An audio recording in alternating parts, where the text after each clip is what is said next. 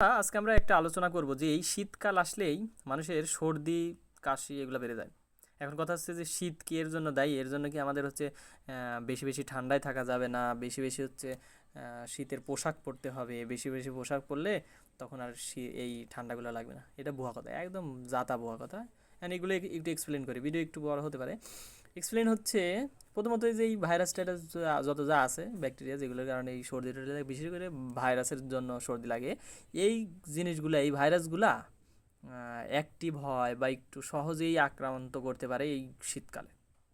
কিছু আর্দ্রতার একটা বিষয় টিষয় আছে, অত বিস্তারিত জানতে হবে না। তো এইগুলো হচ্ছে নাক দিয়ে আবার সহজেই প্রবেশ করে, অন্য সময় পারে না। এটির একটা কাহিনী আছে যেখানে যে প্রথমে লোম থাকে, এই লোমেও কিছু পরিমাণ আটকায়, আবার এখানে যে ভিতরে যে একটু শ্লেষা জাতীয় যে ইয়া থাকে, নাকের মধ্যে একটা শ্লেষা জাতীয় পদার্থ থাকে ভেতরের সাইডে, ওইগুলাতেও অনেক ভাইরাস আটকায়। কিন্তু এই শীতকালে কি হয়? শীতকালে হচ্ছে ওইটা রুক্ষ হয়ে যায়, শুকিয়ে যায়। শুকিয়ে যায় মিন্স এখানে কেমিস্ট্রি হচ্ছে শীতকালে হচ্ছে পানির পরিমাণ কম। পানি এই জন্য আমাদের ঠোঁটগুলো ফেটে যায়, কারণ ঠোঁট থেকে এখান থেকে চামড়া, এখানে চামড়া এসে এখানে ব্রেক করেছে। এই ঠোঁটে কিন্তু চামড়া নেই, তাহলে এখান থেকে পানিগুলো বের হয়ে যায়, ঠোঁট ফেটে যায়। এই জন্যই তো আমরা অয়েল জাতীয় যে কোনো কিছু হচ্ছে ঠোঁটে লাগাই। তো একইভাবে এই নাকের ভিতরে এরকম হচ্ছে শুকিয়ে যায়, ওইগুলোর কারণে ওটার অ্যাবজর্ব করার বা ভাইরাস ব্যাকটেরিয়াকে আক্রমণ করার হচ্ছে অ্যাবিলিটি কমে যায়। অ্যাবিলিটি কমলে ওই সর্দি কাশি এগুলো হয়।